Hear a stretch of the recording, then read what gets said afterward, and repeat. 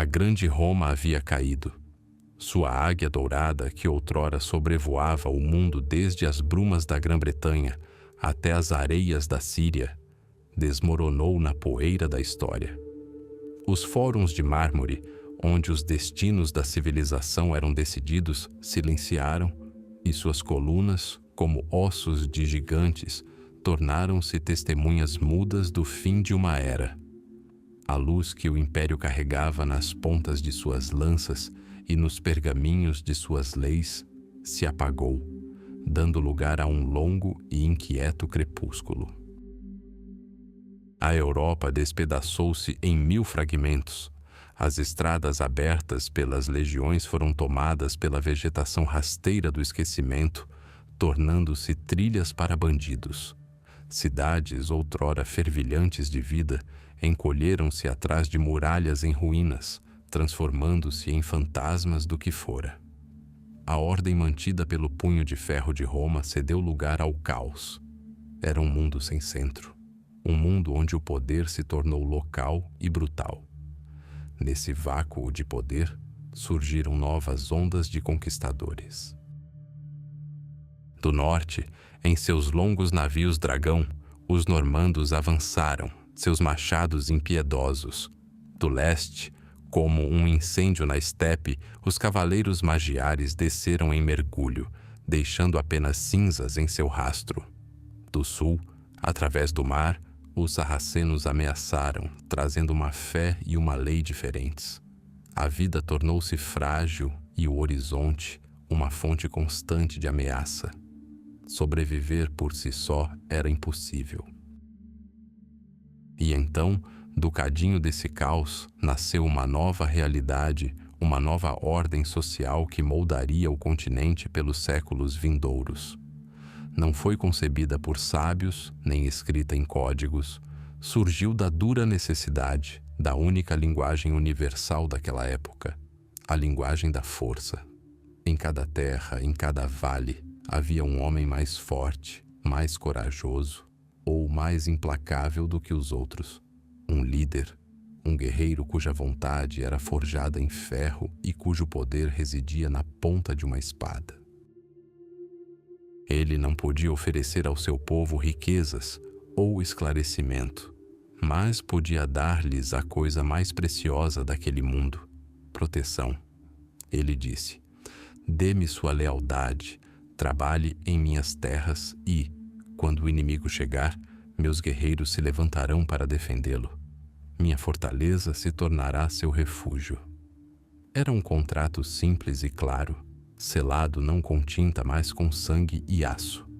Assim nasceu o feudalismo.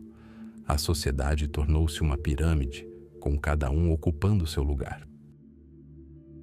No topo estava o rei, muitas vezes uma mera sombra de sua antiga glória, o primeiro entre iguais.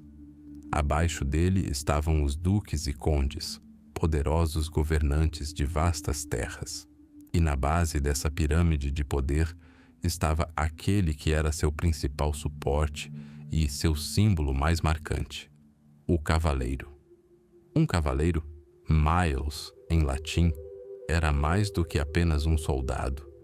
Era um guerreiro profissional numa época em que a guerra não era um evento, mas um estado de espírito. Sua vida, desde a infância, era dedicada a uma única coisa: a arte do combate. Aprendeu a montar a cavalo antes mesmo de conseguir ficar de pé com firmeza. O peso da espada e do escudo tornou-se tão familiar para ele quanto o peso de um arado para um agricultor. Seu corpo era seu instrumento, sua armadura, sua segunda pele. Ser cavaleiro era incrivelmente caro. Um cavalo de guerra, um destrier, custava uma fortuna, tanto quanto um rebanho de 20 vacas.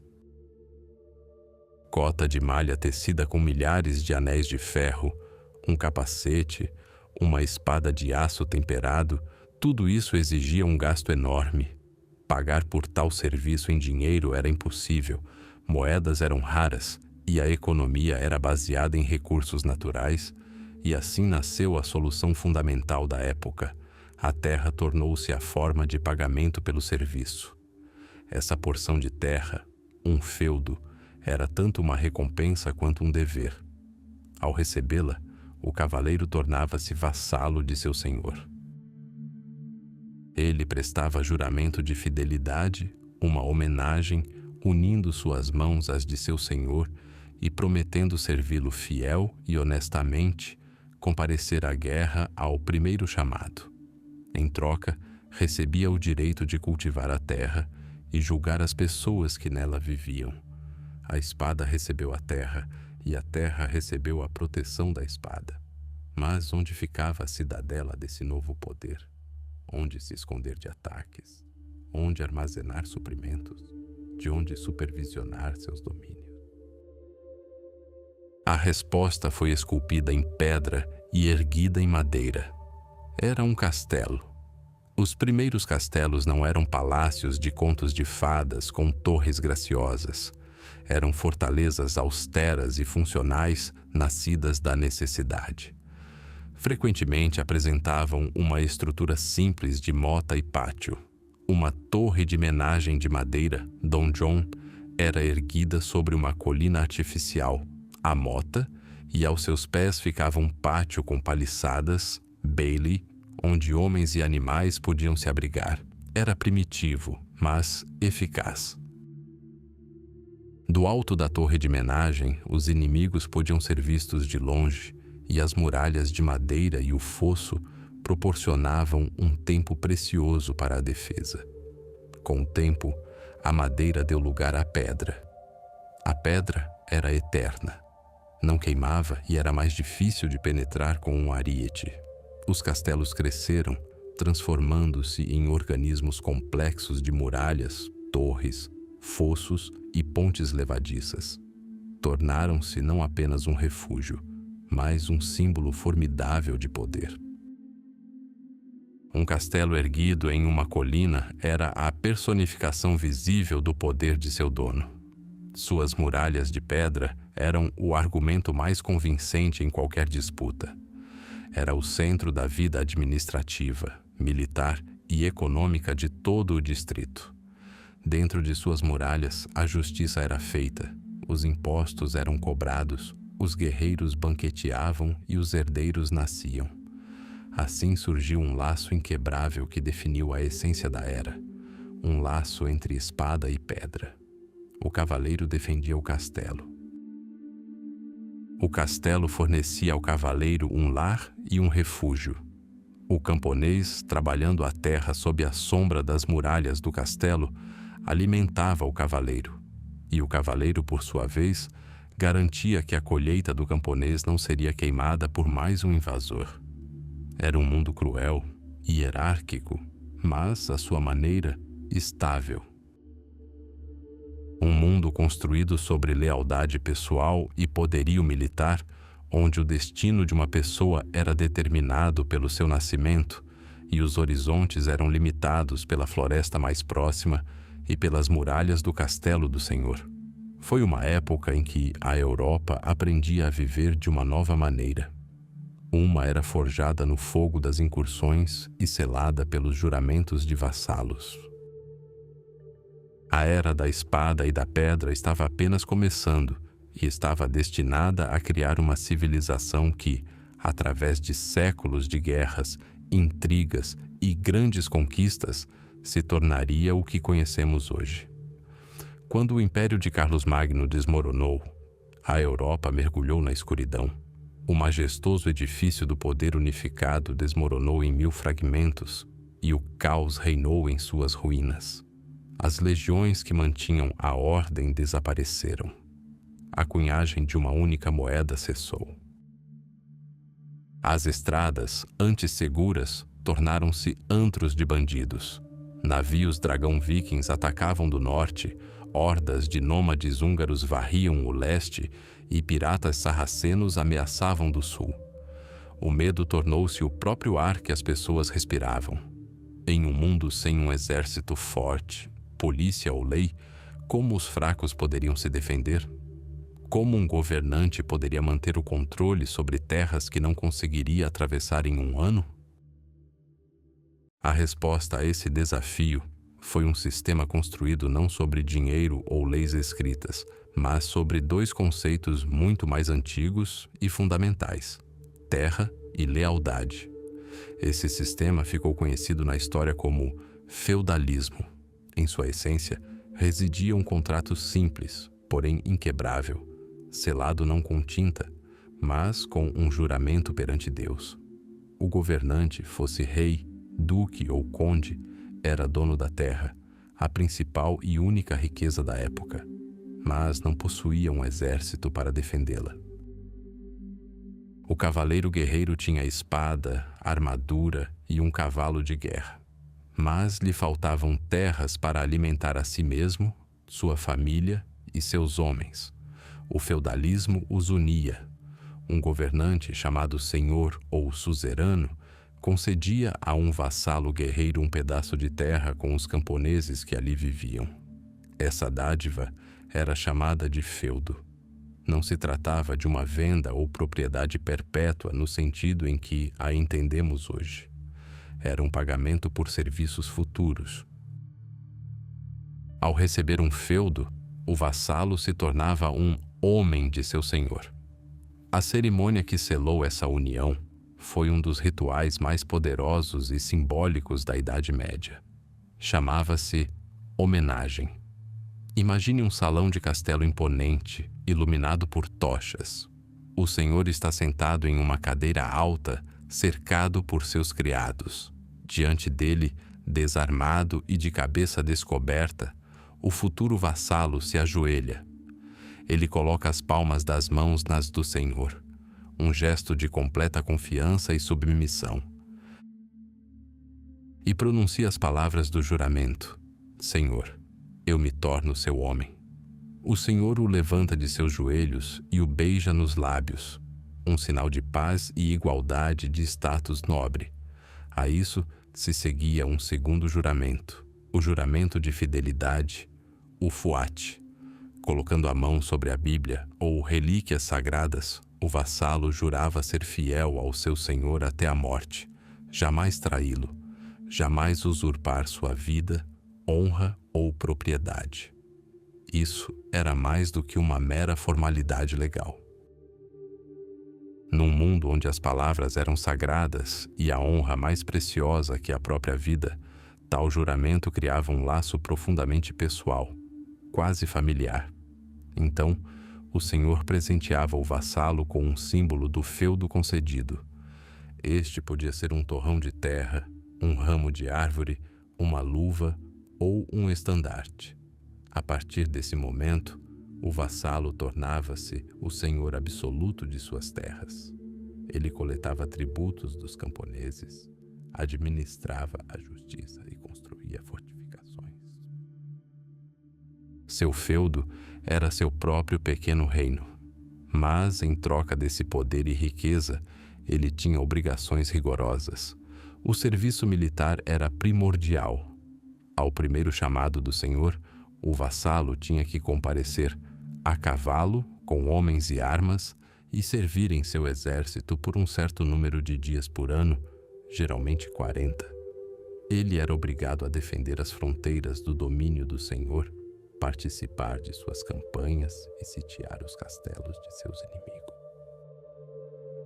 A recusa em servir era considerada um crime grave, um delito, e era punível com a perda do feudo e, às vezes, até mesmo com a morte. Além do serviço militar, o vassalo era obrigado ao serviço de conselho, a participar dos conselhos e cortes do senhor.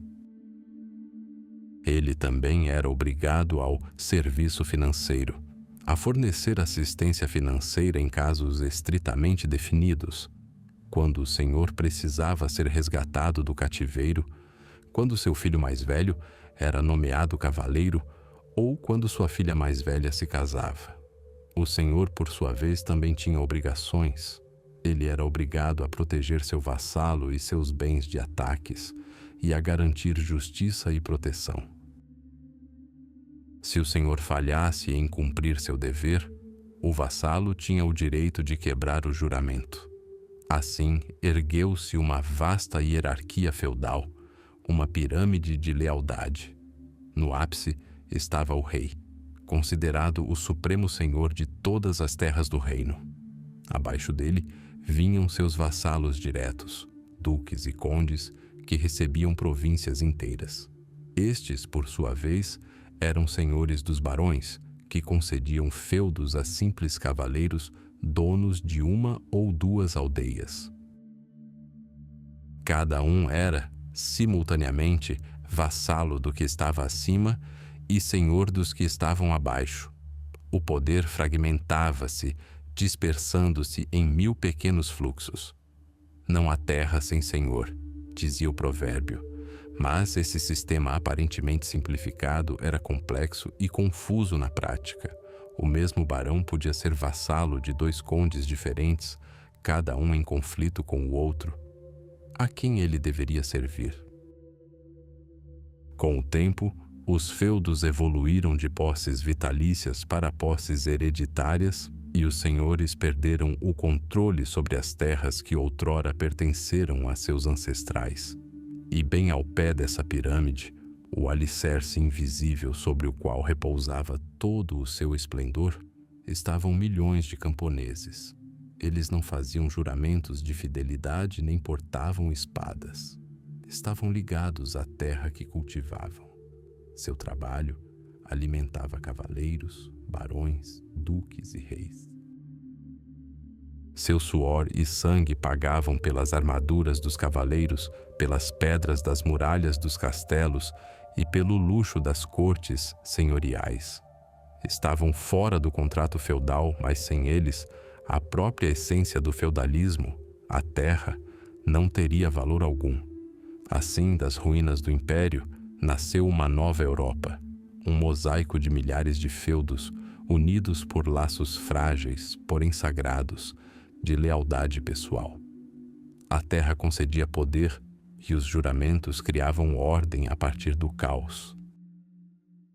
Foi essa união entre terra e lealdade que se tornaria o palco onde todo o drama da Idade Média se desenrolaria, e seu primeiro ato seria a construção dos guardiões de pedra dessa nova era, os castelos. No caos do início da Idade Média, onde o poder era fluido e a vida frágil, a única constante era a terra. Mas possuir terras significava apenas uma coisa: a capacidade de defendê-las. A lei de um senhor feudal durava apenas enquanto fosse respaldada por uma espada afiada e uma muralha imponente. E no próprio coração desses domínios, como símbolo da vontade inabalável de seu senhor, nascia uma fortaleza. Os primeiros castelos não eram os majestosos gigantes de pedra que imaginamos. Foram construídos com o que estava disponível: terra e madeira. Esta foi a era dos castelos de mota e pátio, uma solução brilhantemente simples e eficaz para terras recém-conquistadas. Imagine um monte talhado pelas mãos de centenas de camponeses. Isso é uma mota, um monte alto coroado por uma torre de madeira, uma torre de menagem. Dali, o senhor ou seu tenente observavam a área circundante, atentos à fumaça de um acampamento inimigo ou à aproximação de um cobrador de impostos. Ao pé da colina ficava o pátio, um amplo espaço cercado por uma alta paliçada de madeira e um fosso. Ali dentro, a vida fervilhava: quartéis para a guarnição, estábulos, uma forja, celeiros e modestas acomodações para os servos. Era mais do que um simples posto militar. Era o centro administrativo e econômico de todo o feudo.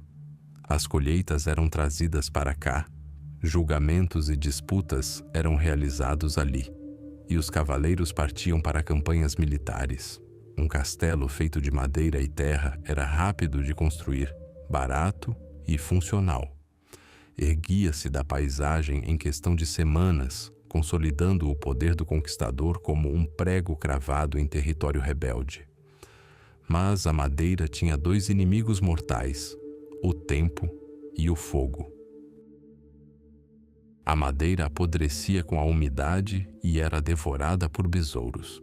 e uma única flecha acesa, disparada à noite por uma mão habilidosa, podia transformar uma fortaleza formidável em uma gigantesca pira funerária.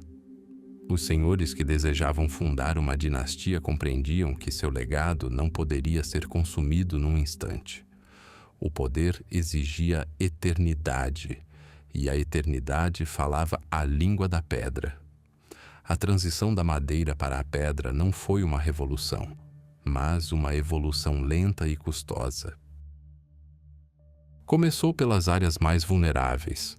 Em vez de uma paliçada de madeira ao redor do pátio, a primeira muralha, uma muralha de pedra, foi erguida aos poucos, pedra por pedra. A torre de madeira no topo da colina foi substituída pela chamada Torre de Menagem, um anel de muralhas de pedra dentro do qual as estruturas de madeira ainda podiam permanecer. Isso já representava um enorme avanço. A pedra era a prova de fogo. Mas o verdadeiro alvorecer da arquitetura em pedra chegou com o advento da grande torre de menagem ou torre principal. Não mais apenas uma torre, mas um verdadeiro colosso de pedra, o coração e a última linha de defesa de um castelo. As torres de menagem normandas, como as da Torre de Londres, eram obras-primas da engenharia militar de sua época. As muralhas, com vários metros de espessura, pareciam uma barreira impenetrável. Estreitas seteiras mal deixavam entrar luz, mas eram ideais para arqueiros. A entrada não ficava ao nível do solo, mas na altura do segundo andar, e era alcançada por uma frágil escadaria de madeira que poderia ser queimada ou destruída em caso de cerco.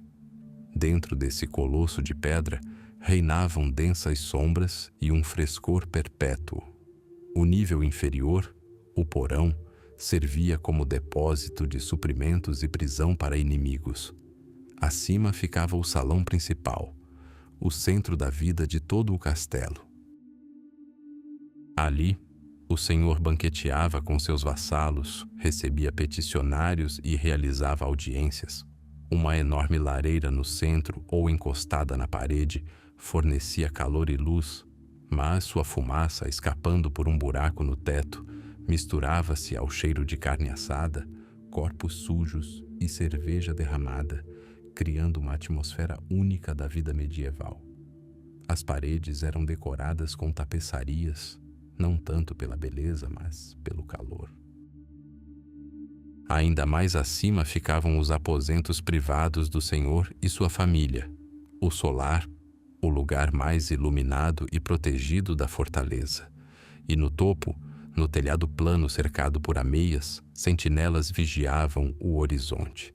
Um castelo como aquele era mais do que apenas uma casa. Era uma declaração. Dizia aos seus inimigos: "Estou aqui e não vou embora." Dominava a paisagem, visível a quilômetros de distância.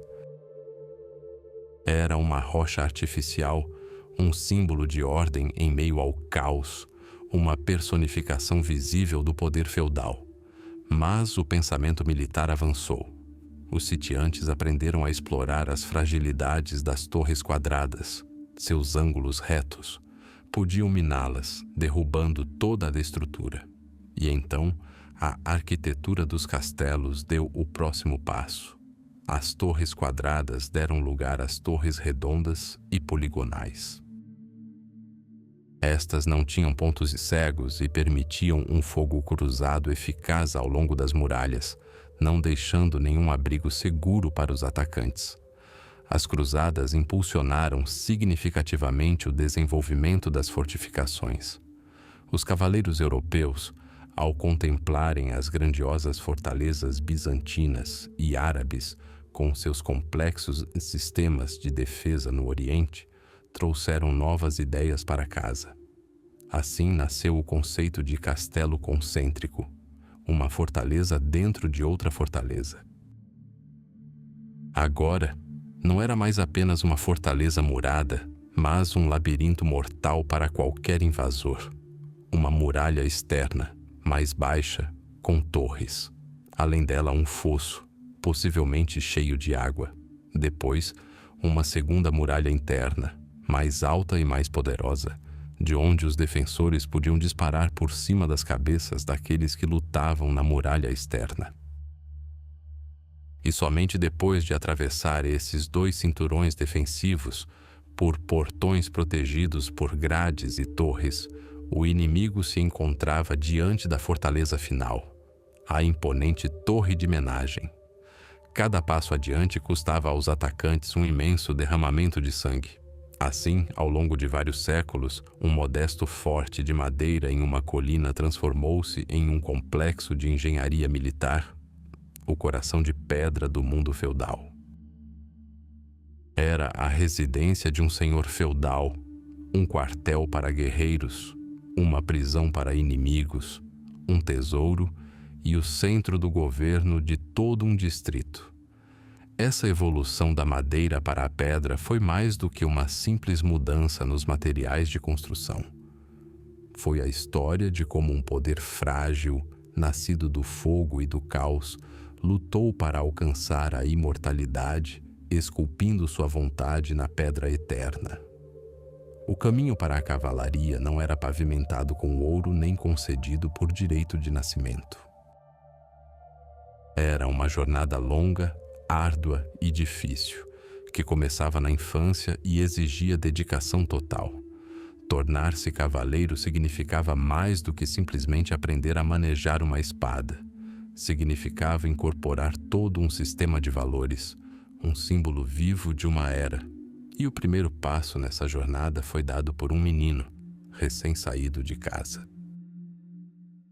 Tudo começou aos 7 anos de idade, quando o filho de um nobre, e às vezes até mesmo de um nobre senhor, era enviado para ser educado no castelo de outro senhor feudal, mais poderoso. Esse costume servia como um juramento de lealdade e fortalecia alianças, mas para a criança era o momento da despedida da infância. Ele se tornava um pajem. Seu mundo mudava drasticamente. Em vez do afeto de uma mãe, havia a rígida etiqueta do castelo. Em vez de brincadeiras familiares, havia uma série interminável de deveres. O castelo se tornava sua escola e seu teste. O pajem passava seus primeiros anos nos aposentos femininos do castelo, sob a supervisão da senhora e suas damas. Ali, lançava-se a base de um futuro cavaleiro, bem longe do campo de batalha. O rapaz aprendia boas maneiras, etiqueta à mesa, conversação polida e como servir o senhor e seus convidados, servindo vinho e trinchando carne. Aprendia a ler e escrever, aritmética, xadrez, canto e dança, e às vezes até a tocar alaúde.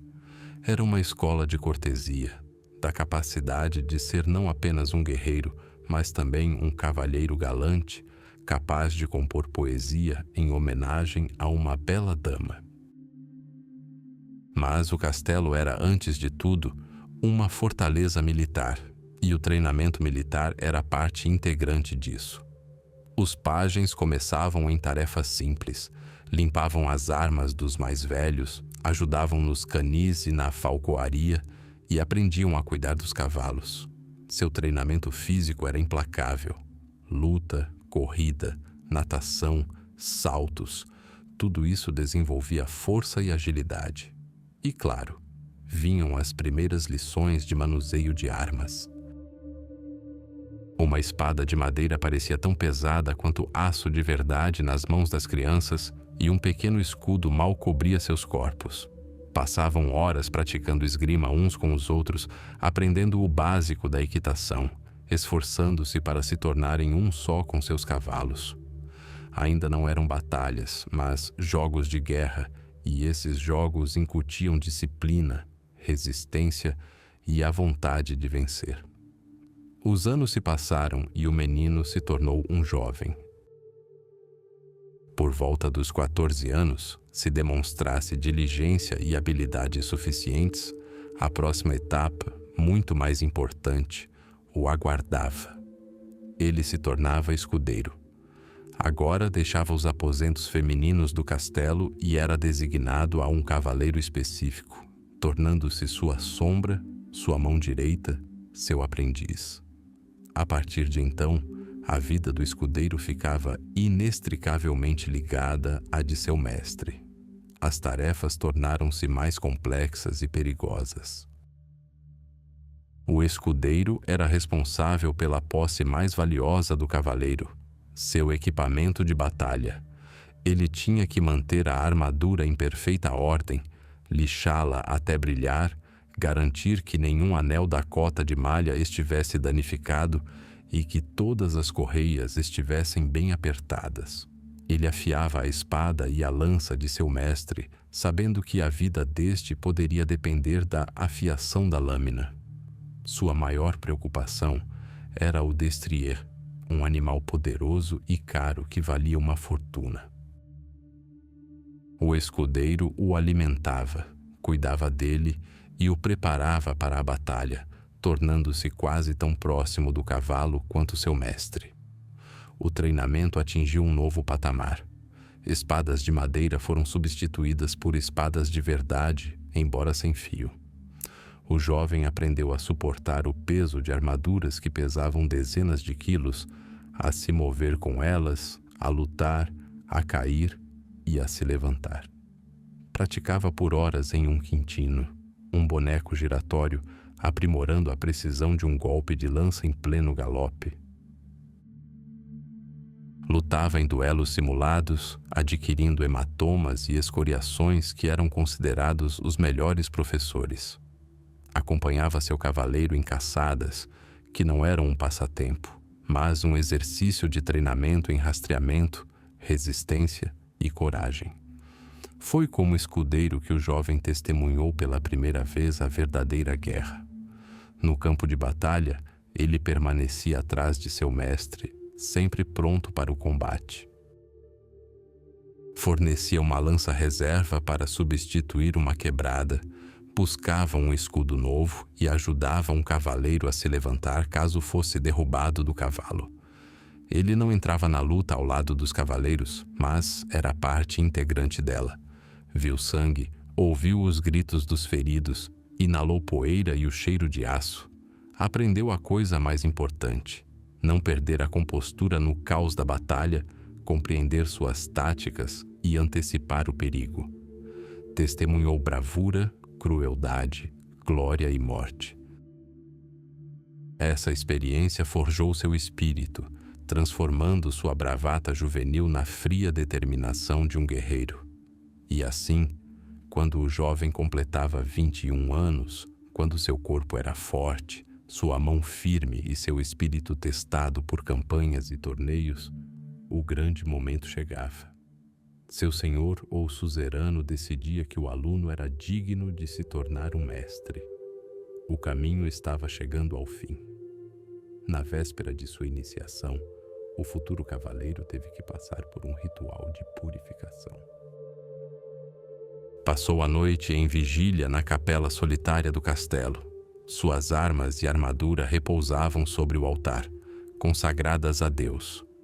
À luz bruxuleante de velas, em silêncio e oração, contemplou seu futuro caminho e os votos que faria.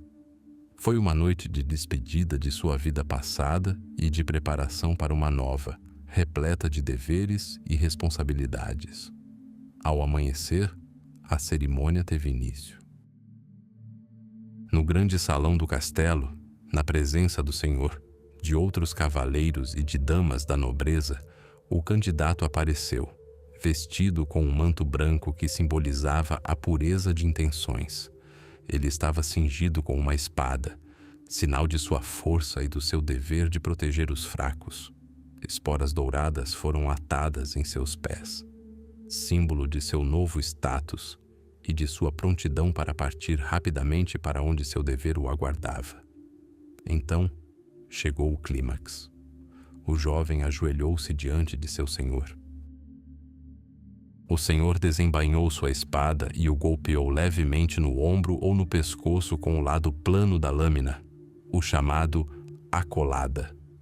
Esse gesto simbólico, que lembrava o único tapa que um cavaleiro podia suportar sem retaliar, era acompanhado pelas solenes palavras: em nome de Deus, São Miguel e São Jorge, eu o sagrarei cavaleiro. Seja corajoso, honesto e fiel. Naquele instante, o menino que outrora abandonara seu lar, o jovem que passara anos limpando armaduras alheias, morreu. Em seu lugar, nasceu um cavaleiro. Ele se levantou de seus joelhos, um homem transformado, não apenas um guerreiro, mas membro de uma grande irmandade, defensor da fé e da justiça, apoiador do trono. Sua longa jornada de pajem a cavaleiro estava completa, mas seu verdadeiro caminho, o caminho do serviço, da bravura e da honra, estava apenas começando. Muito antes do primeiro raio de sol tocar a pedra cinzenta das torres, o castelo começa a despertar. Seu despertar não é um toque repentino, mas um movimento lento e crescente, como a respiração de um gigante adormecido. Os andares inferiores são os primeiros a ganhar vida. No pátio, ouve-se o rangido do mecanismo de elevação do poço, o relincho dos cavalos nos estábulos, já sendo escovados e hidratados pelos tratadores. Das padarias e cozinhas sobem as primeiras espirais de fumaça, finas, porém persistentes, anunciando pão e sopa quente. Este é o mundo dos criados, escudeiros, guardas, aqueles cujas vidas são regidas por uma rotina rígida e imutável. Para o senhor do castelo, o senhor feudal e sua família, o dia começa com uma oração. Uma pequena e austera capela é o primeiro lugar que visitam. Num espaço frio e ecoante, perfumado com incenso e cera, o capelão celebra a missa matinal. Este ritual é mais do que uma mera homenagem à tradição. É uma afirmação da ordem divina, na qual o Senhor é o representante de Deus em suas terras, e sua autoridade é santificada pelo alto. A religião permeia todos os aspectos da vida medieval, e um dia que não começa com uma invocação ao Todo-Poderoso é considerado perdido. Após a missa, começa o que se poderia chamar de dia de trabalho do senhor feudal. O castelo não é apenas uma fortaleza, mas também o centro administrativo de todo o domínio. No salão nobre, que ainda não se encheu com o barulho do banquete da tarde, o senhor ouve os relatórios de seu mordomo. Quanta farinha foi moída no moinho do senhor? Qual a produção de leite das vacas? Algum servo fugiu? Ele administra a justiça, resolvendo disputas entre vassalos ou camponeses. Sua palavra é lei. A justiça é rápida, severa e, muitas vezes, pública, servindo de lição para todos os outros. Enquanto isso, sua esposa, a senhora do castelo, está imersa em seus próprios afazeres, não menos importantes. Ela supervisiona toda a vasta e complexa engrenagem da casa. Dá ordens à governanta verificando os suprimentos nas despensas, barris de vinho e carne salgada, sacos de farinha e grãos, ervas e raízes secas. Os invernos na Europa medieval são longos e a sobrevivência do castelo depende da previdência da senhora. Ela supervisiona os criados que tecem linho, costuram roupas e bordam tapeçarias que adornam as frias paredes de pedra. É a senhora quem se responsabiliza pela educação de suas filhas e jovens pajens, ensinando-lhes boas maneiras, leitura e escrita e o básico da administração doméstica. Seu mundo consiste nos aposentos internos, depósitos e oficinas, mas dentro desses limites, sua autoridade é absoluta. Ao meio-dia, a vida no castelo atinge seu ápice. O evento principal do dia é o jantar no salão principal. Este é o coração do castelo, seu centro pulsante e vibrante. A família do senhor e os convidados mais ilustres sentam-se em uma mesa alta sobre um estrado coberto com uma toalha de mesa. Abaixo, em longas mesas de carvalho, sentam-se cavaleiros, escudeiros e mordomos, todos de acordo com sua patente e posição. Sobre as mesas repousa uma refeição simples, porém farta. A base de tudo é o pão.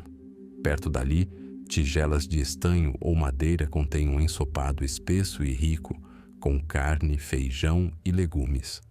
Para a mesa do Senhor, a caça trazida da caçada matinal, ou um porco inteiro, é assado no espeto. Bebem cerveja, ou, se o Senhor for rico o suficiente, vinho importado. Garfos ainda não existem. Comem com as mãos e facas, limpando os dedos em pedaços de pão, que são então atirados aos cães que correm por baixo das mesas. O chão é coberto com palha ou ervas frescas para absorver restos de comida e perfumar o ar. O ambiente é barulhento e animado, repleto de conversas, risos e aromas de fumaça, carne assada e corpos sem banho. Após o almoço, é hora dos exercícios marciais. O pátio do castelo se transforma em um campo de treinamento. Jovens escudeiros, sob a supervisão de cavaleiros experientes, praticam seus golpes em bonecos de madeira, aprendem a cavalgar, a manejar uma lança e uma espada. O clangor do metal, a respiração ofegante e os gritos de seus instrutores ecoam pelo ar. Para um cavaleiro, a guerra é uma arte e ele deve estar pronto para ela a qualquer momento. A habilidade em combate é sua maior virtude e a justificativa para sua posição privilegiada. Aqueles que não estão ocupados com treinamento ou trabalho buscam entretenimento.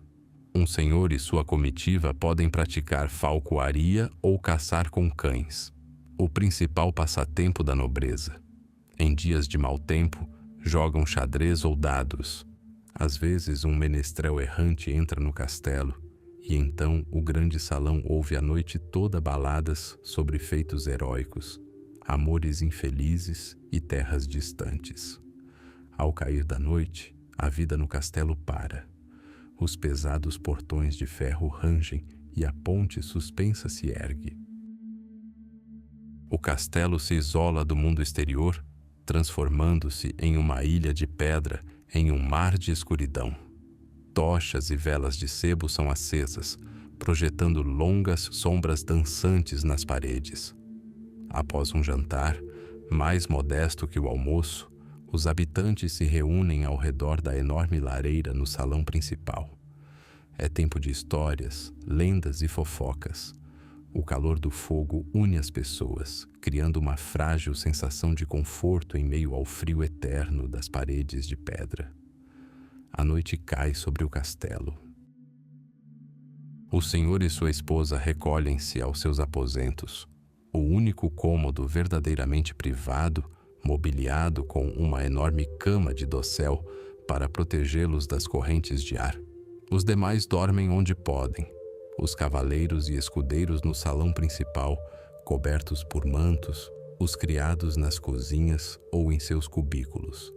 O castelo mergulha em silêncio, quebrado apenas pelo ronco dos que dormem, o uivo do vento nas ameias e o chamado dos guardas nas muralhas. Ele dorme, este sentinela de pedra, reunindo forças para um novo dia que será uma réplica exata do anterior. Pois neste mundo, cercado por florestas e perigos, o principal valor não é a novidade, mas uma ordem inabalável, secular. Na imaginação da posteridade, o cavaleiro surge como uma figura monolítica forjada na bravura e na nobreza. Sua armadura brilha não apenas com o fulgor do aço polido, mas também com a luz de ideais elevados. Vemos ele ajoelhado diante da amada, defendendo a viúva e o órfão e indo para a batalha com o nome de Deus nos lábios. Essa imagem, a imagem da cavalaria, tornou-se um dos mitos mais duradouros da cultura europeia. Mas o que se escondia por trás dessa fachada brilhante? Qual era a realidade da vida e do comportamento daqueles que usavam esporas e faziam juramentos sobre suas espadas? A resposta reside no fenômeno complexo e contraditório que chamamos de Código de Honra da Cavalaria. Esse código não era um conjunto único e escrito de leis. Em vez disso, era um sistema de valores vivo e em constante evolução, tecido a partir das tradições militares germânicas, da moral cristã e da cultura cortesãs da aristocracia. Era uma estrela guia, um ideal ao qual todo nobre guerreiro deveria aspirar, mas que poucos alcançaram. No cerne do código residia a bravura marcial, a destreza ou proeza. Não se tratava simplesmente da capacidade de lutar. Era a arte da guerra, elevada a um culto. Um cavaleiro precisava ser forte, resiliente e mestre da espada, da lança e do escudo. Sua bravura no campo de batalha não deveria conhecer limites. Os torneios, esses jogos de guerra coloridos e mortais, serviam não apenas como entretenimento, mas também como o principal palco para demonstrar bravura. Ali, sob o olhar de centenas de espectadores e belas damas, um cavaleiro provava seu valor, conquistando fama e fortuna. A glória era a moeda corrente do mundo da cavalaria, e a bravura era o meio de cunhá-la. O segundo pilar do código era a lealdade. No mundo hierárquico do feudalismo, onde toda a estrutura social se baseava em juramentos pessoais, a fidelidade ao Senhor era um dever sagrado. A homenagem, a cerimônia de prestar juramento de lealdade, não era mera formalidade, mas um ato místico que unia vassalo e senhor por laços indissolúveis. A traição, a perfídia contra o Senhor, era considerada o pecado e o crime mais graves, que só podiam ser expiados com sangue. Essa lealdade estendia-se aos irmãos de armas, criando laços de camaradagem muitas vezes mais fortes do que os de sangue. Mas a energia selvagem e desenfreada da classe guerreira precisava ser canalizada. E foi aí que a Igreja entrou em cena. Ela introduziu um terceiro elemento crucial ao código: a piedade. A Igreja buscava transformar o guerreiro saqueador implacável do início da Idade Média em um soldado de Cristo, um miles Christianus. O cavaleiro deveria agora ser um defensor da fé, um protetor da própria Igreja, de seus ministros e de seu rebanho. A ele foi confiada a proteção dos fracos e desfavorecidos, viúvas, órfãos, peregrinos. Foi a Igreja que iniciou os movimentos da paz de Deus e da trégua de Deus, tentando limitar as intermináveis guerras feudais e proteger os civis da tirania dos aristocratas armados. O apogeu dessa ideia ocorreu nas Cruzadas, onde a bravura cavalheiresca e o fervor religioso se fundiram em uma única e formidável corrente com o objetivo de reconquistar a Terra Santa. Finalmente, o quarto e mais refinado componente do código era a cortesia. Originária das cortes do sul da França, essa cultura celebrava não apenas os feitos militares, mas também as boas maneiras, a capacidade de conduzir conversas polidas, compor poesia e servir a bela dama. O culto à dama era uma complexa interação de emoções sublimes. Um cavaleiro escolhia sua amada, geralmente uma mulher casada de posição social mais elevada, e dedicava a ela todos os seus feitos. Esse amor era a fonte de sua inspiração, enobrecendo sua alma e impelindo-o a buscar a perfeição não apenas no campo de batalha, mas também nos salões do castelo. Ensinava-lhe moderação, generosidade, magnanimidade e respeito pelas mulheres. Esse era o ideal. Brilhante, nobre, quase inatingível. Mas qual era a realidade? A realidade era dura e pragmática. A bravura muitas vezes degenerava em uma sede insaciável de violência. Um cavaleiro, demonstrando prodigiosa coragem em combate contra um adversário de igual poder, não hesitaria em massacrar a guarnição de uma fortaleza rendida ou incendiar uma aldeia e seus habitantes. Os fracos que ele jurava proteger eram, na prática, na maioria das vezes, membros de sua própria classe. Os camponeses, que constituíam a esmagadora maioria da população, estavam fora do alcance desse nobre pacto.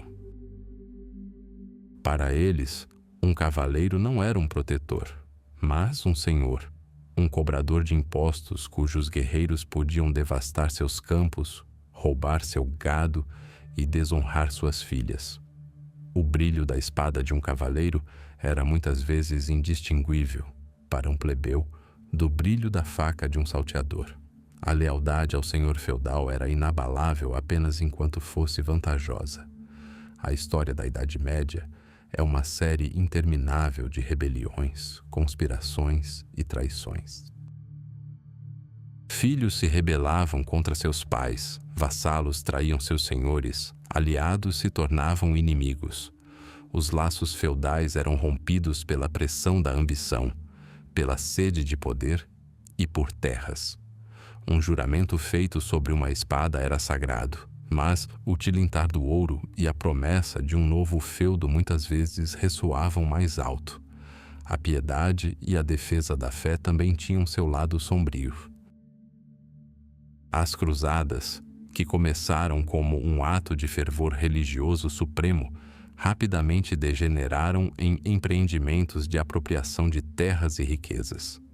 O ápice desse cinismo foi a Quarta Cruzada, quando os soldados de Cristo, em vez de lutarem contra os infiéis, saquearam e destruíram a maior cidade cristã do mundo, Constantinopla. Um cavaleiro piedoso, rezando na capela de seu castelo, podia se tornar um agiota implacável para seus vizinhos ou o organizador de um pogrom contra os judeus na cidade mais próxima. Até mesmo a refinada cortesia era um jogo para a elite, acessível apenas dentro dos muros dos castelos. Um cavaleiro que compunha sonetos para sua dama não via nada de vergonhoso no tratamento rude e violento dispensado às mulheres de posição inferior. O culto à dama era mais uma moda literária e um meio de autoafirmação na corte do que um verdadeiro guia para a vida cotidiana. Seria o código de honra mera hipocrisia, uma bela mentira que ocultava a natureza brutal do guerreiro medieval? Não exatamente. Tratava-se antes de um ideal inatingível, uma bússola moral em uma era de caos e violência. Mesmo que a agulha dessa bússola estivesse constantemente desalinhada, sua própria existência era de imensa importância. O Código de Honra foi a primeira tentativa na história europeia de criar uma ética para a classe militar profissional, uma tentativa de civilizar a guerra e seus participantes. Ele lançou as bases para conceitos de honra, dever e nobreza que, transformados, sobreviveram até os dias de hoje. O cavaleiro medieval permanecia uma figura dual. Era ao mesmo tempo protetor e opressor, poeta e assassino, peregrino piedoso e conquistador ganancioso. E nessa lacuna trágica entre o mito radiante e a realidade sangrenta reside toda a complexidade e a verdadeira grandeza da era da cavalaria. A guerra era o próprio ar que a Europa feudal respirava. Era o ofício, a arte e a própria razão de ser de toda uma classe, os cavaleiros. E essa arte sangrenta consistia em 3 grandes atos: a criação de uma defesa impenetrável, o desenvolvimento de armas perfeitas e, finalmente, a luta titânica para esmagar pedra e vontade, o cerco de um castelo. O primeiro e mais importante elemento da arte da guerra era a proteção. Um cavaleiro era mais do que um simples guerreiro. Era uma fortaleza viva, revestida de aço. A evolução de sua armadura é uma crônica da corrida armamentista, escrita com martelo na bigorna. No início da Idade Média, a cota de malha dominava o campo de batalha. Flexível como um tecido, um rio de milhares de anéis de ferro entrelaçados, ela protegia de forma confiável contra o golpe cortante de uma espada e a estocada de raspão de uma lança. A cota de malha, a hauberk, cobria o guerreiro da cabeça aos pés, transformando-o em uma silhueta reluzente e ágil. Mas essa proteção tinha um calcanhar de Aquiles. Era impotente contra a força esmagadora de armas contundentes e a estocada direta e contundente de uma lança. No século XIII, os ferreiros começaram a buscar uma solução. Os primeiros elementos de placas começaram a surgir sobre a cota de malha, placas de metal protegendo as áreas mais vulneráveis, joelhos, cotovelos e canelas.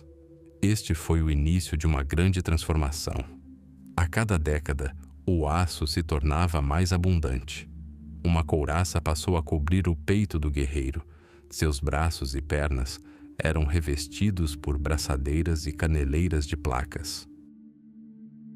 E, finalmente, no século XV, a cavalaria atingiu seu apogeu. Uma escultura de aço, a armadura completa de placas, emergiu no campo de batalha. Era uma maravilha da engenharia. Cada placa era forjada e ajustada sob medida ao corpo do usuário, as juntas funcionando como um mecanismo perfeito, permitindo movimento, combate e até mesmo montar a cavalo.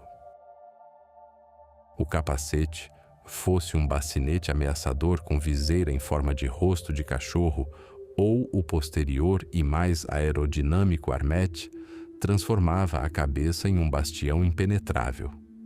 Manoplas de aço permitiam uma firmeza no manuseio das armas sem medo de ferimentos.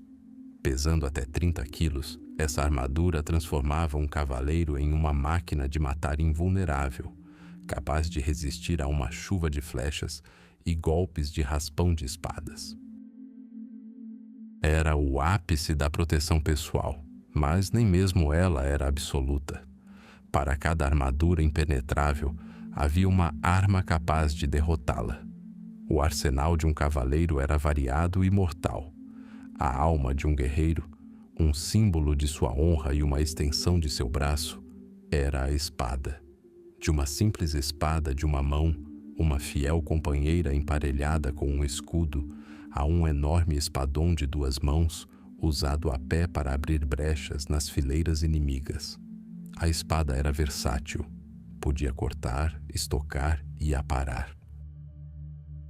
Sua lâmina nem sempre conseguia penetrar a armadura, mas uma estocada precisa em uma junta da armadura ou em uma fenda da viseira era mortal. Contudo, a principal arma de ataque do cavaleiro era a lança. Longa e com uma pesada ponta de aço, era o primeiro golpe em qualquer batalha. A formação em cunha de um cavaleiro investindo contra o inimigo em pesados cavalos de guerra era como um ariete vivo. O impacto de uma massa compacta de cavaleiros revestidos de aço, mirando suas lanças, podia perfurar qualquer defesa, varrendo a infantaria e estilhaçando escudos. Esse primeiro golpe ensurdecedor muitas vezes decidia o resultado de toda a batalha. Mas, quando os cavaleiros se enfrentavam a pé, algo mais brutal se fazia necessário contra as reluzentes armaduras. E foi aí que surgiram as armas de haste e as armas contundentes.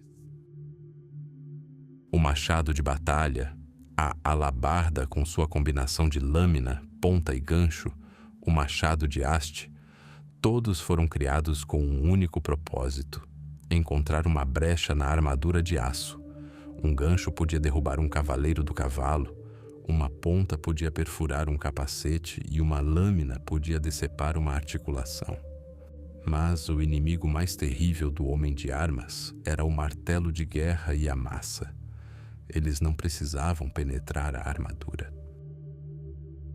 Toda a força monstruosa do golpe era transmitida através do metal, quebrando ossos, esmagando capacetes e causando graves ferimentos internos. Era uma resposta brutal, porém eficaz, à invulnerabilidade do aço. No entanto, As maiores batalhas da época não se desenrolaram em campos abertos, mas sim ao pé de gigantes de pedra, os castelos. O cerco era a forma mais elevada de arte militar, uma maratona de engenharia, paciência e crueldade.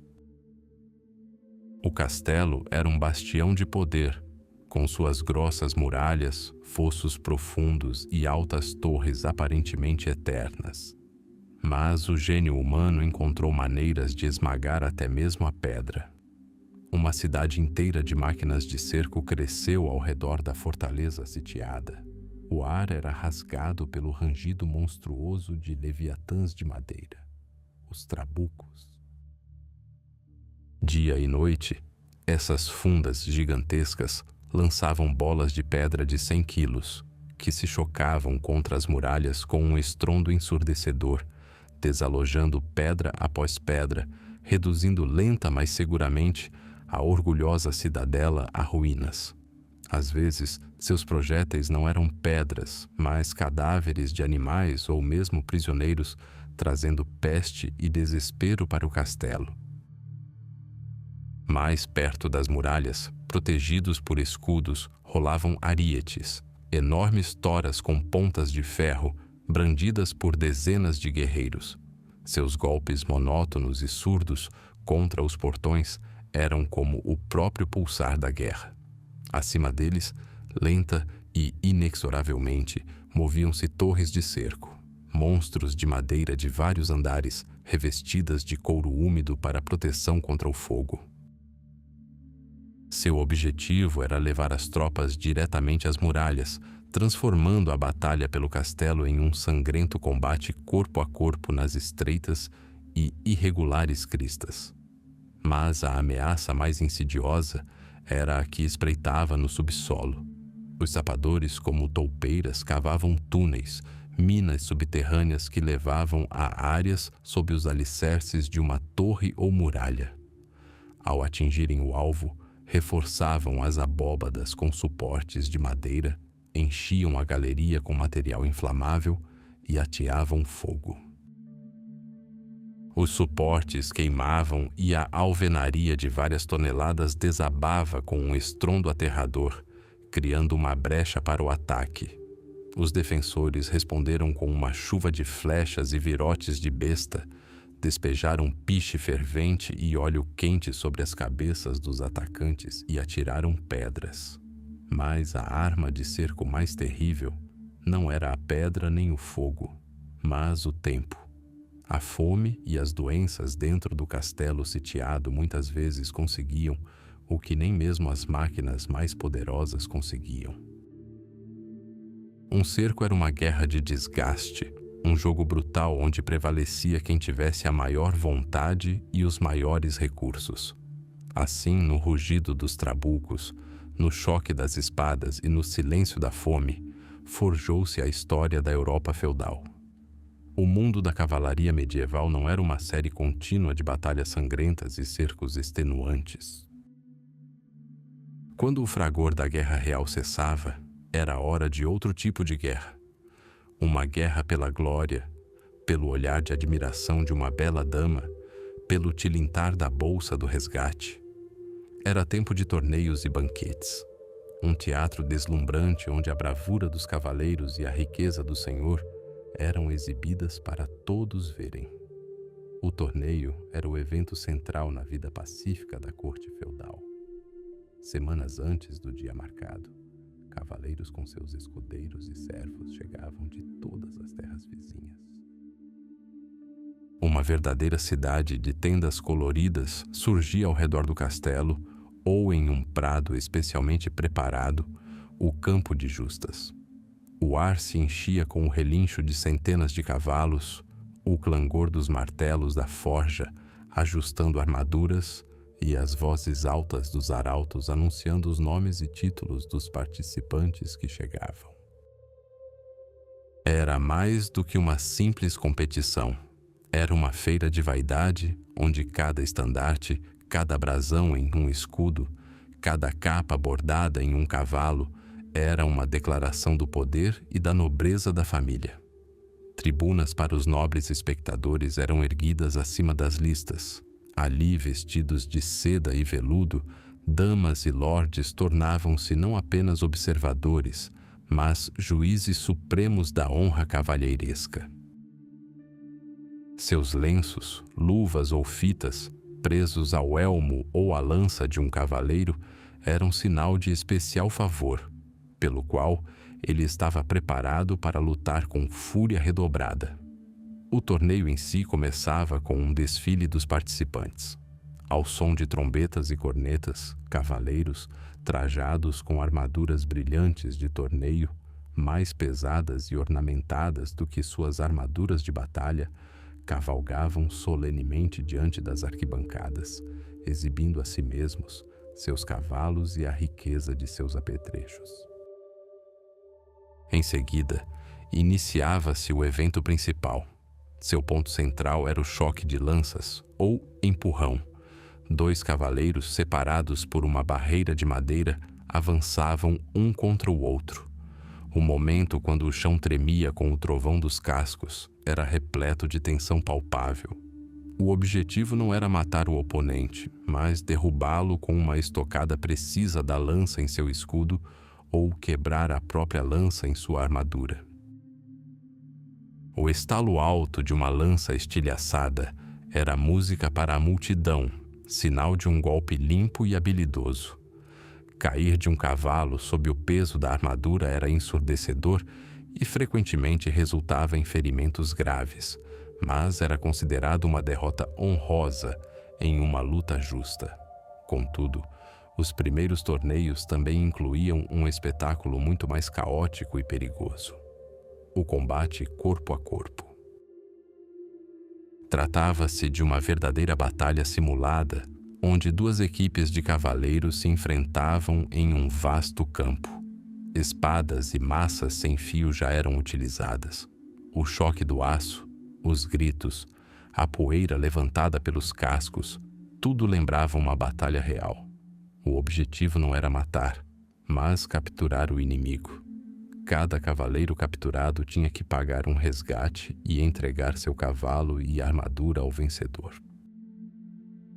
Para muitos guerreiros pobres, porém habilidosos, um torneio era a única maneira de melhorar sua sorte, e para os nobres senhores, era uma oportunidade de testar a força de seus vassalos. A Igreja condenava os torneios como um massacre insensato e pecaminoso, mas a paixão pela glória e pela emoção era mais forte do que qualquer proibição.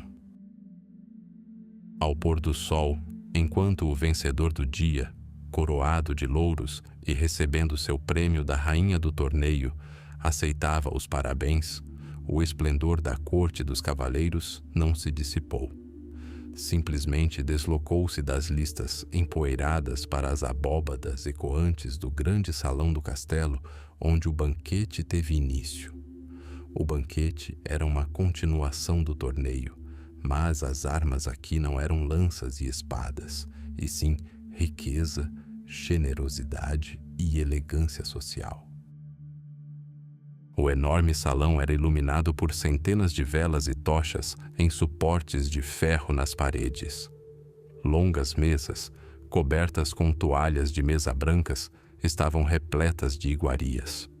Era um espetáculo de abundância, concebido para demonstrar o poder do anfitrião. As mesas eram servidas não apenas com comida, mas com verdadeiras obras de arte culinária. Cisnes e pavões assados inteiros, com suas penas refeitas para parecerem vivos. Tortas gigantescas das quais aves vivas emergiam após serem cortadas. Cabeças de javali com maçãs na boca. Montanhas de caça, peixe e carne, generosamente temperadas com especiarias orientais caras. Vinho e cerveja fluíam como rios de cálices de prata e estanho. Mas o banquete era mais do que uma simples celebração da gula. Era um ritual social complexo. O lugar à mesa correspondia estritamente ao status do convidado. Em uma plataforma elevada, na mesa principal, sentava-se o senhor com sua família e os convidados mais honrados. Quanto mais distante dele, mais baixa era a posição do convidado. O entretenimento continuava durante toda a noite. Trovadores e menestréis cantavam baladas de amor e heroísmo. Malabaristas e acrobatas demonstravam suas habilidades e bobos da corte divertiam os convidados com piadas ousadas e, às vezes, cáusticas. Era ali, em meio ao alvoroço do banquete, ao som de alaúdes e ao tilintar de taças, que assuntos importantes eram decididos. Alianças eram forjadas, intrigas tramadas, futuros casamentos e campanhas militares eram discutidos. O anfitrião, tratando generosamente seus vassalos, fortalecia sua lealdade. Os convidados, elogiando sua generosidade, confirmavam seu status. Um banquete, como um torneio, era uma demonstração de força. Se nas listas a força era medida por golpes de lança, no salão ela era medida pela quantidade de pratos servidos, pela qualidade do vinho e pelo brilho dos talheres de ouro. Assim, alternadamente, o torneio e o banquete formavam duas faces da mesma moeda, a vida cavalheiresca idealizada. Uma face era rude, banhada em suor e risco, demonstrando bravura militar. A outra era refinada, ruidosa e exuberante, exibindo riqueza e poder. Juntos, criavam aquele mundo deslumbrante, porém frequentemente ilusório, da cavalaria, um mundo de honra cavalheiresca e amor cortês que se tornou o símbolo da Idade Média por séculos. No final do século XI, um novo chamado varreu a Europa feudal, terra de castelos de pedra e juramentos de ferro. Não vinha de um rei ou imperador, mas do próprio vice-rei de Deus na terra. Em 1095, no Concílio de Clermont, na França, o Papa Urbano II dirigiu-se a uma multidão de cavaleiros, nobres e plebeus com um discurso inflamado. Falou do sofrimento dos cristãos no Oriente, dos lugares sagrados profanados pelos infiéis e do Santo Sepulcro em Jerusalém em mãos muçulmanas. Clamou pelo fim das guerras internas que assolavam a cristandade e para que a fúria e a bravura da cavalaria fossem dirigidas contra o inimigo comum. Prometeu a remissão dos pecados àqueles que empreendessem a jornada e a glória celestial, àqueles que caíssem em batalha pela causa sagrada. Suas palavras encontraram eco em solo fervoroso. Durante décadas, a Europa viveu na expectativa de um milagre, no temor do fim do mundo e na esperança da redenção. E quando o Papa terminou seu discurso, um único grito ensurdecedor de milhares de pessoas rasgou o ar. Deus vult! Deus o quer! Assim começou a Era das Cruzadas.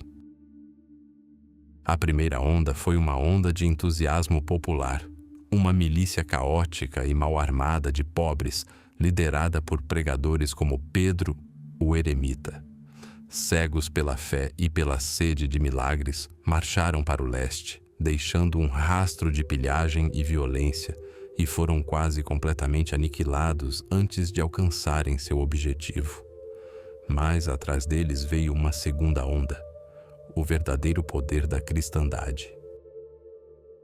Era um rio de aço e oração, um exército dos maiores senhores feudais da Europa, o piedoso Godofredo de Bulhão, o astuto Boemundo de Taranto, o poderoso Raimundo de Toulouse, dezenas de milhares de cavaleiros trajados com armaduras, lanças em punho e cruzes costuradas em suas capas, lideraram suas tropas em uma campanha sem precedentes pela Europa e Ásia.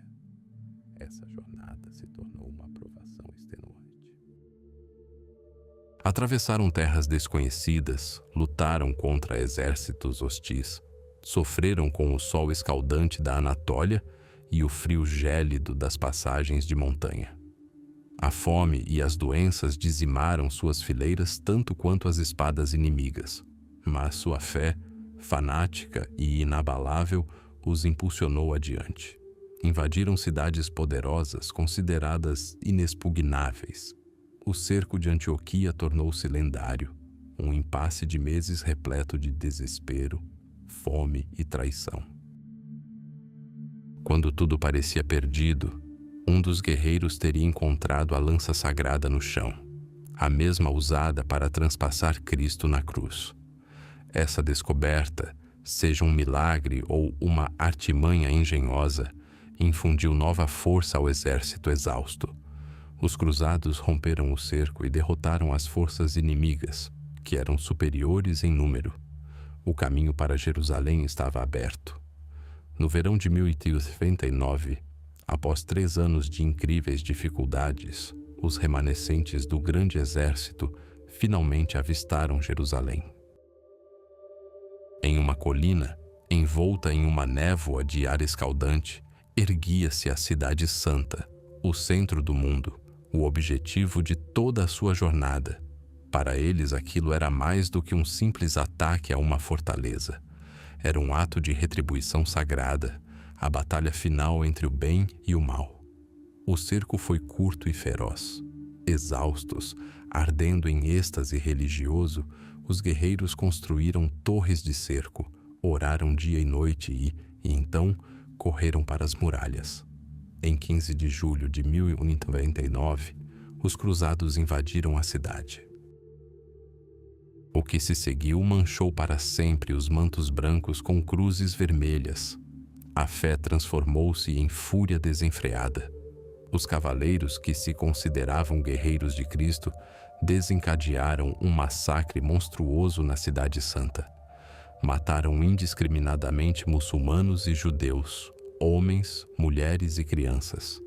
Crônicas da época, escritas pelos próprios cruzados, relatam sem hesitar o sangue que chegava aos tornozelos nas ruas. Eles retalharam aqueles que buscavam refúgio em mesquitas e sinagogas, transformando casas de oração em matadouros. E então, após lavarem o sangue de suas armaduras, esses mesmos cavaleiros, os vitoriosos, marcharam até a igreja do Santo Sepulcro. Ali, no local da crucificação e ressurreição de seu Salvador, ajoelharam-se, choraram de alegria e agradeceram a Deus pela vitória. Esse contraste monstruoso entre a carnificina impiedosa e as lágrimas de piedade é a essência das cruzadas. Foi um fenômeno nascido da fé mais profunda e da maior crueldade, do desejo de salvação espiritual e da sede terrena de glória e pilhagem. Novos estados foram fundados nas terras conquistadas: o reino de Jerusalém, o condado de Edessa e o principado de Antioquia. Cavaleiros europeus tornaram-se governantes em terras estrangeiras, construindo seus castelos, os mais poderosos do mundo, e transformando a Terra Santa durante 2 séculos em uma arena de guerra incessante. A primeira cruzada alcançou seu objetivo, mas foi apenas o primeiro trovão em uma tempestade que mudaria para sempre a face da Europa e do Oriente Médio. A cruz na túnica era um símbolo de propósito divino, mas o sangue na espada era a prova da fúria terrível do homem. Foi uma era em que o céu e o inferno marcharam lado a lado em direção aos muros de Jerusalém. Durante séculos, o mundo permaneceu inabalável, esculpido em pedra e forjado em aço. Seu alicerce era o castelo, o coração de granito da terra feudal, e seu defensor, o cavaleiro, a personificação viva da força, da honra e da fé.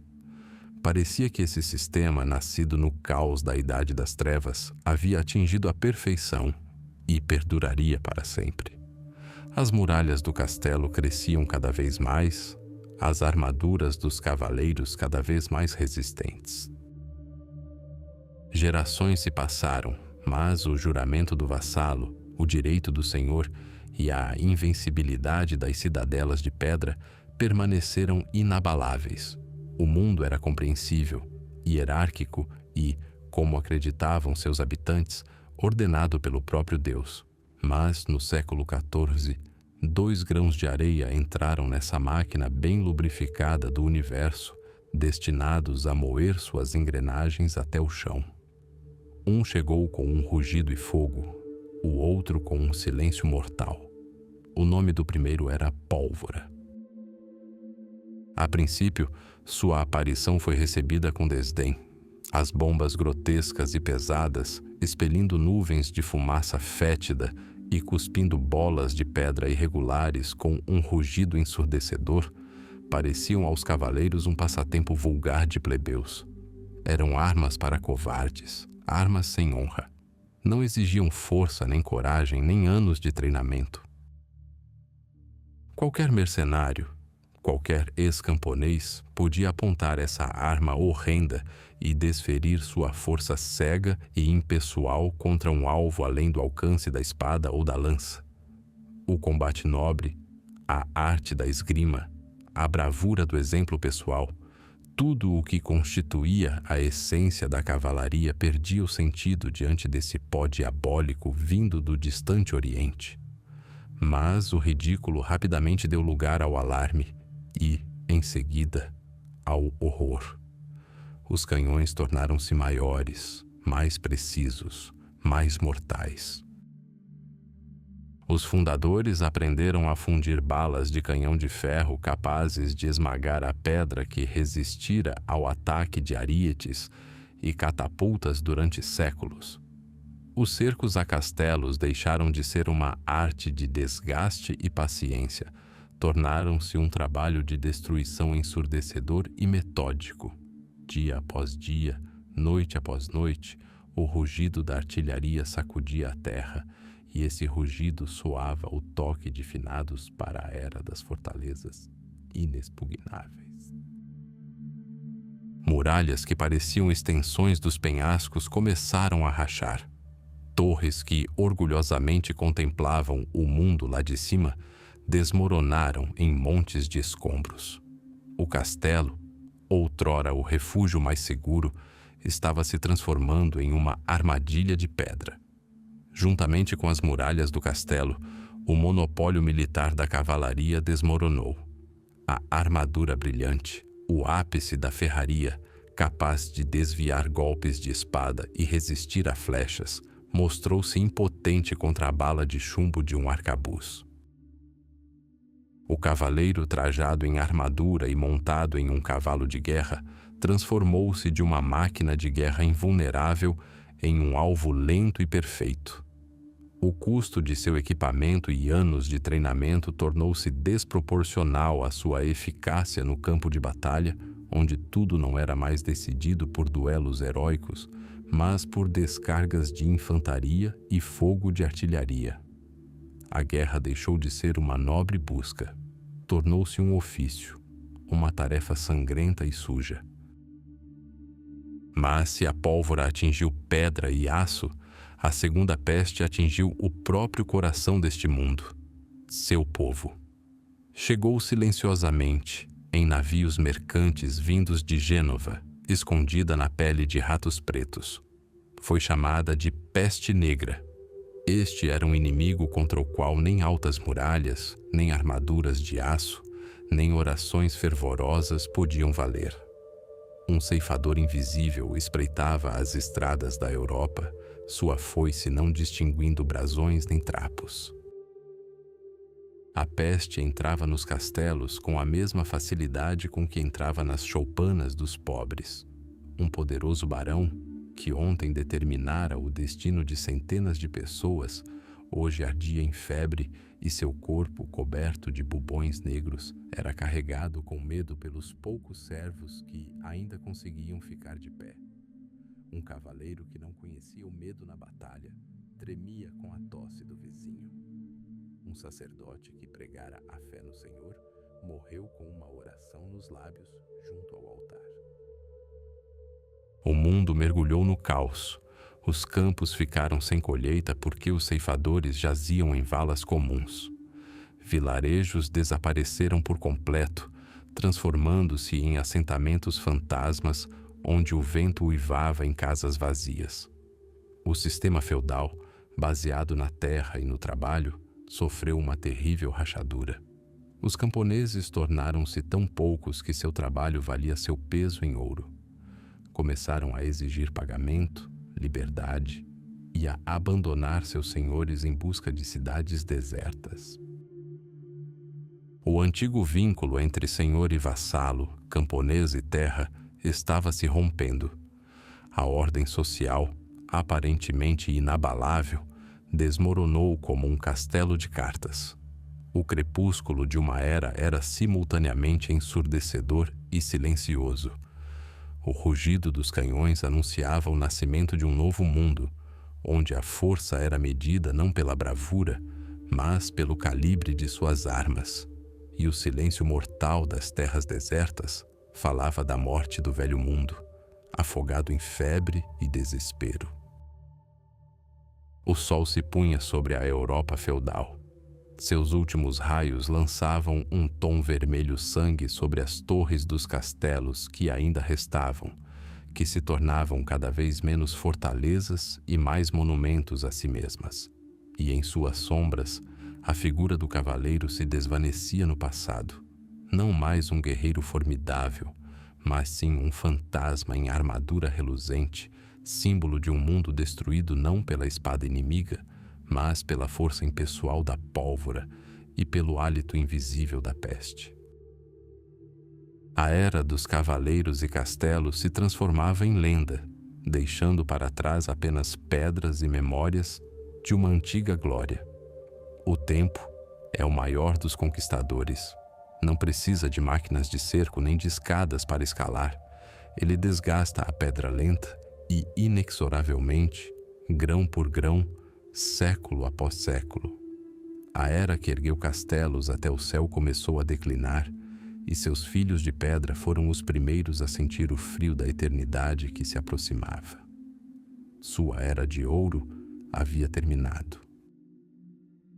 A era das lendas estava amanhecendo. Por muito tempo, o castelo foi o alfa e o ômega da guerra, um argumento invencível na luta por terra e poder. Suas muralhas eram um símbolo de firmeza, a última linha de defesa atrás da qual a civilização buscava refúgio do caos. Mas o mundo estava mudando, e o estrondo dessas mudanças alterou para sempre a música da guerra. Esse novo som era seco, áspero, ensurdecedor. Era o estrondo da pólvora. Os primeiros canhões, desajeitados e imprevisíveis, pareciam mais uma curiosidade do que uma ameaça real. Suas balas de canhão de pedra ou ferro forjado ricocheteavam nas imponentes muralhas, deixando apenas arranhões na alvenaria secular. Os defensores nas muralhas riam dos esforços dos artilheiros, mas a tecnologia, uma vez despertada, jamais dorme. Os canhões ficaram maiores, a metalurgia mais sofisticada e a pólvora mais potente. E então chegou o dia em que uma bala de canhão de ferro fundido, disparada de um cano de bronze, não apenas atingiu a muralha, ela a perfurou. Esse estrondo soou como o toque de finados para toda uma era. Uma muralha que podia ser sitiada por meses agora podia ruir em questão de dias. O mito da inexpugnabilidade evaporou-se junto com a fumaça da pólvora. O castelo, aquele gigante de pedra, estava vulnerável. Não era mais garantia absoluta de segurança. Sua armadura, criada para repelir flechas e espadas, rachou sob o ataque de uma força nova, impessoal e esmagadora. Mas não eram apenas os canhões que destruíam castelos. Outra força mais sutil os minava, a centralização do poder.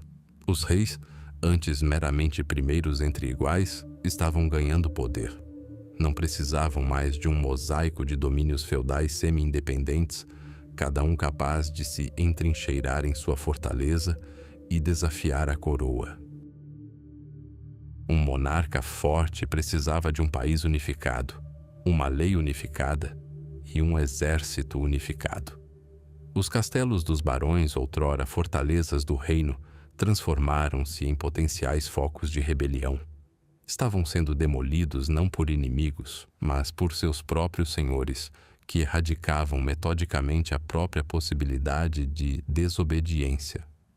O poder fluía das muralhas de pedra para os palácios reais, da cavalaria aos regimentos de soldados profissionais. O que aconteceu com esses colossos, cujo tempo havia passado? Seus destinos se desenrolaram de maneiras diferentes, assim como os destinos das pessoas. Alguns, os mais afortunados, trocaram suas armaduras por veludo, transformaram-se em luxuosos palácios e residências. As formidáveis ameias deram lugar a graciosas janelas que deixavam entrar a luz do sol. No lugar dos austeros pátios, com cheiro de cavalos e aço, surgiram parques bem cuidados com fontes e labirintos. As muralhas com ameias foram niveladas, os fossos aterrados ou transformados em lagos pitorescos. O castelo deixou de ser uma fortaleza e tornou-se um símbolo de status, riqueza e bom gosto. Aprendeu a sorrir, esquecendo seu passado severo. Outros tiveram menos sorte. Suas muralhas, nascidas para proteger, aprenderam a aprisionar. Castelos se tornaram prisões. A Torre de Londres, a Bastilha em Paris, o Castelo de Chillon. Seus nomes se tornaram sinônimos de medo e desespero. A pedra, que absorvera os ecos de festas e juramentos de cavaleiros, agora absorvia os gemidos dos prisioneiros e os sussurros de conspirações. Salões luminosos transformaram-se em masmorras escuras, e as torres de onde os vigias outrora contemplavam o horizonte tornaram-se a última coisa que os condenados à morte viam. Sua glória deu lugar à infâmia, mas o destino da maioria foi ainda mais simples e triste. O esquecimento. Foram simplesmente abandonados. Sem reparos, os telhados desabaram, as vigas apodreceram e as chuvas começaram seu trabalho lento e destrutivo. Camponeses de aldeias próximas roubaram pedras para seu próprio uso, vendo as imponentes muralhas como nada mais do que material de construção gratuito. E então, a natureza tomou conta. Era, como sangue verde, cresceu pelas frestas, entrelaçando-se nas torres e sustentando o que estava prestes a desmoronar. Árvores brotaram bem no meio dos salões, suas raízes como dedos abrindo caminho entre as pedras da fundação. O vento soprava pelas frestas vazias das janelas, cantando um réquiem para uma era passada. O castelo estava se transformando em um esqueleto, uma ruína pitoresca. Estava morrendo, lenta e nobremente, e foi nessa morte que ele encontrou uma nova vida. Quando o rugido da batalha finalmente se dissipou e a memória das lutas feudais se tornou propriedade dos historiadores, a humanidade voltou seu olhar para essas ruínas. Poetas românticos, artistas e sonhadores não viram nelas decadência, mas uma nobre melancolia. Não viram pedra morta, mas uma lenda congelada. A torre em ruínas falava-lhes de orgulho, a fortaleza coberta de musgo, de fortaleza, e o buraco escancarado na muralha, de um destino trágico.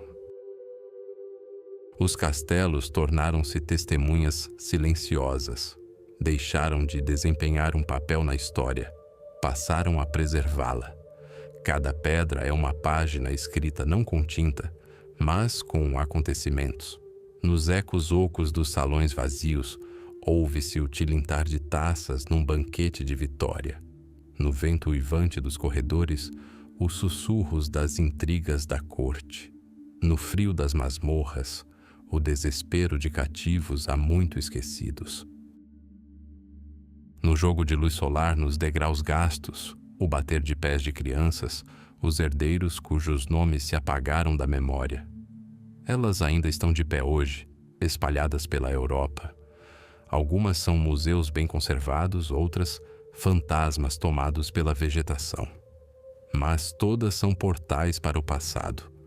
Olhando para elas, vemos mais do que apenas arquitetura. Vemos a própria essência da Idade Média, sua crueldade e sua nobreza, sua fé e seus medos, suas ambições, congeladas em pedra. São mais do que simples muros, são contadoras de histórias silenciosas, guardando lendas de uma era passada em seus corações de pedra, à espera daqueles dispostos a ouvi-las. A era do aço e da pedra não terminou em uma batalha final. Seu declínio foi lento, como o crepúsculo de um longo dia.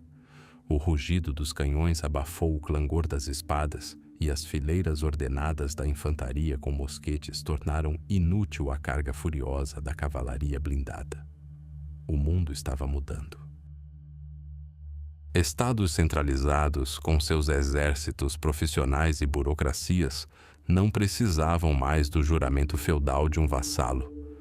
Castelos, outrora fortalezas inexpugnáveis, estavam se transformando em ruínas pitorescas ou residências aristocráticas, tendo perdido sua importância militar. O cavaleiro, por séculos o ápice da hierarquia militar e social, tornou-se um anacronismo. Sua armadura, até ontem um símbolo de poder, agora parecia pesada e desajeitada. Parecia que a história havia virado a página, deixando-o no passado, acumulando a poeira do esquecimento. Mas, quando o último verdadeiro cavaleiro depôs sua espada, nasceu um mito. E esse mito provou ser muito mais poderoso e duradouro do que qualquer protótipo histórico. A morte da cavalaria como classe social deu origem à sua vida eterna na cultura. Poetas, escritores e artistas dos séculos subsequentes ergueram a imagem do cavaleiro da poeira dos campos de batalha e a purificaram da sujeira e do sangue da história real. Poliram sua armadura até que brilhasse como um espelho, encheram seus lábios com discursos nobres e o enviaram em uma jornada pelos caminhos da imaginação humana.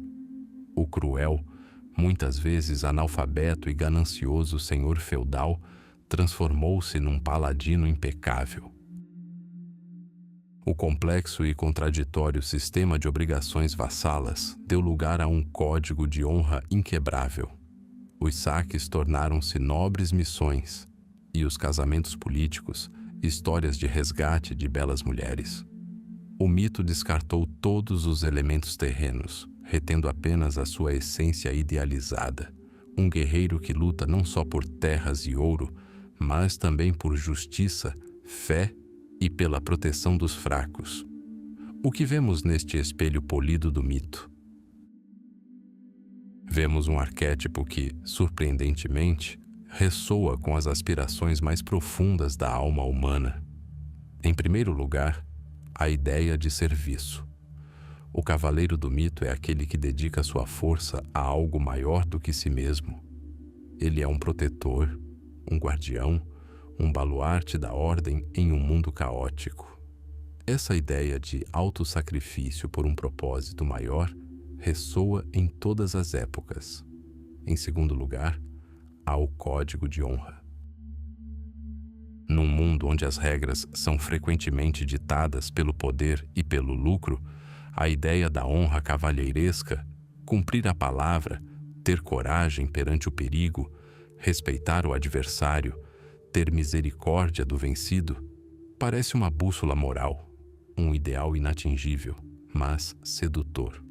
Podemos compreender que os cavaleiros históricos muitas vezes violaram este código, mas o seu próprio conceito, o próprio facto da sua existência, revela a eterna busca da humanidade por uma bússola moral. E em terceiro lugar, é a imagem do eterno andarilho, do aventureiro. Um cavaleiro numa encruzilhada, um cavaleiro partindo numa jornada contra um dragão ou um feiticeiro maligno. Esta é uma metáfora para cada uma de nossas vidas. É uma história sobre superar obstáculos, sobre confrontar os próprios medos e falhas, sobre encontrar o próprio santo grau, seja a verdade, o amor ou a justiça. Esse legado eterno nos cerca por toda parte, entrelaçado na própria essência da cultura moderna. Transcenda das páginas de manuscritos antigos para as telas de cinema, você o verá. Os Jedi em Star Wars, com seus sabres de luz e códices, são cavaleiros espaciais, super-heróis em trajes brilhantes, protegendo os inocentes e combatendo o mal, são descendentes diretos dos paladinos de Carlos Magno. O nobre Aragorn, liderando homens em batalha contra as trevas, ou mesmo o sombrio Batman, o Cavaleiro das Trevas, de Gotham, todos extraem sua força da mesma fonte ancestral. O legado da cavalaria permanece vivo em nossa língua. Dizemos um ato cavalheiresco quando nos referimos à nobreza. Chamamos alguém de um cavaleiro sem medo ou reprovação. A frase "meu lar é meu castelo" é um eco direto da Era dos Castelos, quando as muralhas eram de fato a única defesa. Mas o mito não vive apenas na ficção.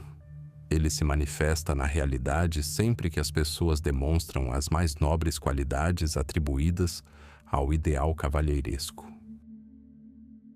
Um médico arriscando a vida durante uma epidemia, um bombeiro entrando em um prédio em chamas, um voluntário ajudando vítimas de um desastre natural, um soldado fiel ao seu juramento e dever, uma faísca desse mesmo fogo vive dentro de cada um deles. É o espírito de altruísmo, lealdade aos princípios e proteção aos necessitados. Assim termina nossa história de cavaleiros e castelos. Os castelos se tornaram museus, as armaduras, peças de exposição. O sangue e a poeira da guerra medieval foram há muito varridos pelos ventos do tempo. Mas a imagem nascida dessa era provou ser imortal. Tornou-se um símbolo não do que as pessoas foram, mas do que podem e devem aspirar a ser. O cavaleiro histórico morreu, mas seu duplo mítico continua sua vigília eterna. E enquanto o desejo por justiça, coragem e honra persistir no coração humano, o fantasma de um cavaleiro de armadura brilhante galopará pelos caminhos de nossa imaginação, um guardião eterno do sonho imperecível de um mundo melhor.